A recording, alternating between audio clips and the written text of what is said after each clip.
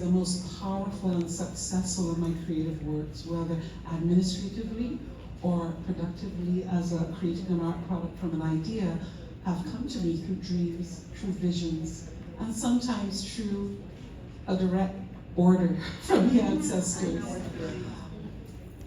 30 years ago I might have said, oh, it's a dream, or maybe it's a visitation by an angel, but at this point in my life I realized our angels are our ancestors. And in some ways I have been privileged to come to that awareness and to receive these directives. I've also learned what happens when you don't follow those directives.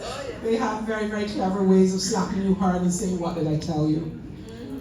Nonetheless, as a cultural researcher, a lot of my work in the last 10 years has sought to mine a lot of traditions that are vibrant, usually in the working class spaces of the island, and that are often overlooked or dismissed by persons who are very happy being colonized, even years after independence, and very happy privileging the mainstream, the acceptable, the decent, what is considered decent.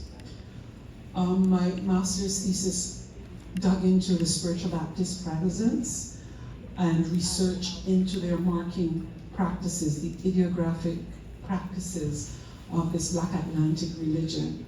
And while they have embraced or claimed Christianity as their source, they view it entirely through an African lens and interpret the Bible through an African worldview. As a child, I've always been fascinated. I have always seen more in patterns than just patterns themselves. Random marks, what my mother would call skinners and spotters, I would always sense there's more to that, and people can tell me why. I see these random marks in corners and spaces that seem out of sync. It's not a scrawled cuss word, you know. It's nothing that English can explain, but I've sensed the power of symbol and the power of images from the time I was 6 or 7.